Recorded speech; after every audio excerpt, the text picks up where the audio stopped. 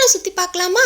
இன்னைக்கு நம்ம ட்ரெயினில் பார்த்தீங்கன்னா மதுரையிலேருந்து தென்காசி தாங்க போக போகிறோம். தென்காசி நீங்கள் ரீச் பண்ணிட்டீங்கன்னா 1 கிலோமீட்டர் தூரத்துலேயே உங்களுக்கு குற்றாலம் பஸ் ஸ்டாண்ட் இருக்கும்.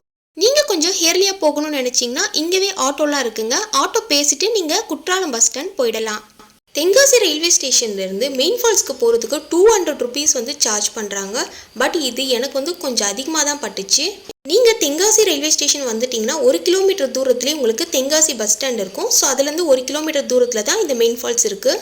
மெயின் ஃபால்ஸ் என்ட்ரன்ஸ்லேயே உங்களுக்கு நிறைய கடைகள்லாம் இருக்குங்க. மெயின் ஃபால்ஸில் செம்ம க்ரௌடுங்க, கூட்டம் அதிகமாக இருந்துச்சு. நெரிசலில் தான் குளிக்கிற மாதிரி இருந்துச்சுங்க. சரி, ஒரு 10 நிமிஷம் தான் குளிக்கிற மாதிரி இருந்தது. நல்லா குளிச்சுட்டு வெளியே வந்துட்டோம். லேடிஸ் குளிக்கிற இடத்துக்கு பக்கத்துலேயே ட்ரெஸ் சேஞ்ச் ரூம் இருக்குங்க. ஸோ நீங்கள் ட்ரெஸ் சேஞ்ச் பண்ணிவிட்டு அப்படியே வந்து நீங்கள் சூடாக பாதாம் பாலும் நுங்கு பதனிலாம் விற்றுட்ருக்காங்க. நிறைய பேர் வந்து வாங்கி குடிச்சிட்டு இருந்தாங்க. நீங்கள் ட்ரெஸ் எடுத்துகிட்டு வரலைனாலும் பக்கத்துலேயே உங்களுக்கு யுவர் சாய்ஸ்ன்ற கடை இருக்குது. அங்கேயே நீங்கள் ட்ரெஸ்லாம் எடுத்துக்கலாம்.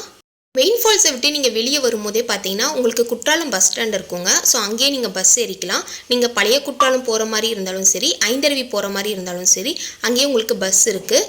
பட் இல்லை நீங்கள் ஷேர் ஆட்டோவில் போகிற மாதிரி இருந்தாலுமே உங்களுக்கு ஷேர் ஆட்டோவும் அவைலபிள் இருக்குது. இந்த வீடியோ உங்களுக்கு ரொம்ப யூஸ்ஃபுல்லாக இருந்துச்சுன்னா நம்ம சேனலை சப்ஸ்கிரைப் பண்ணிவிடுங்க. நிறைய பேருக்கு ஷேர் பண்ணுங்கள். Thank you so much. பாய்.